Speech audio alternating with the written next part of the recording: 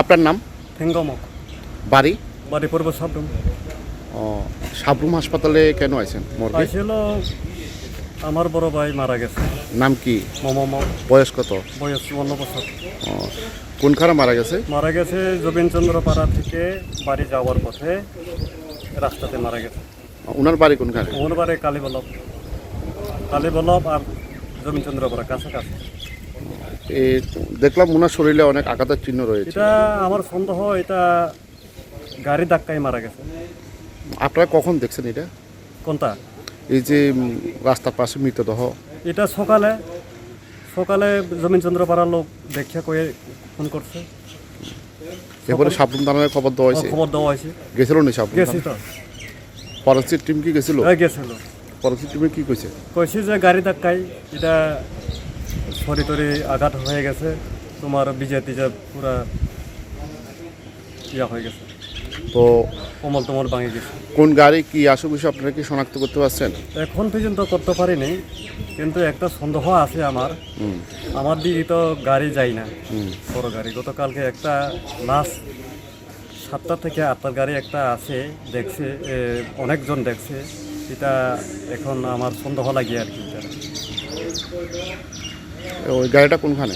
গাড়িটা আমি ঠিক হইতে পারতো না, এটা সাবরমনি না হরিণানি না মনুনি, কিন্তু একটা তো ঢুকছে দিয়ে গাড়ি। আপনার নাম?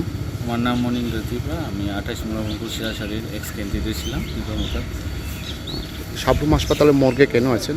আমি সাবরুম হাসপাতাল মুখে এসেছিলাম। আমার ত্রিপুরা মথার কর্মী সক্রিয় থৈঙ্গমুখের দাদা উনি গতকাল বাড়ি ফেরার পথে, পূর্ব সাবরুম বাড়ি ফেরার পথে ওনাকে অজ্ঞাত একটা গাড়ি ধাক্কা দিয়ে মেরে ফেলা হয়েছিল। তো আজকে সকালবেলা ওনারা দেখতে পেয়ে পুলিশ সাবরুম থানাকে খবর দিয়েছে এবং সাবরুম থানা ওইখানে গিয়েছে, ফরেন্সিক টিম গিয়েছে। ও এখন সাবরুম মধ্যে ওনাকে পোস্টমর্টমের জন্য নিয়ে এসেছি। তো এখানে যারা ফরেন্সিক টিম গিয়েছিল ওনারা বলেছে যে এটাকে গাড়ি ধাক্কায় মেরে ফেলা হয়েছে। তো এখানে স্পষ্ট দেখা গেছে ওনার শরীরে গাড়ির ধাক্কাও রয়েছে, অনেক জায়গাতে ক্ষত রয়েছে। তো এখানে থেকে একদম পরিষ্কার যে ওনাকে গতকালকে রাত্রে অজ্ঞাত যে কোনো একটা গাড়ি রাত্রেবেলা 8টা থেকে রাত্রে 7টা থেকে 8টার ভিতরে ওনাকে ধাক্কা দিয়ে মেরে ফেলা হয়েছে। তো উনি বলেছিলেন যে একটা গাড়ি ঢুকেছে, এখনও গাড়িটাকে ওনারা সঠিকভাবে চিহ্নিত করতে পারেনি। ঘটনাটা ঘটেছে পূর্ব সাবরুম জমিচন্দ্র পাড়ার বাড়ি যাওয়ার পথে মমকের দাদা ওনার বাড়ি কোথায়? ওনার বাড়ি কালীবল্লভ পাড়া। ওনার নাম কি? ওনার বয়স 54।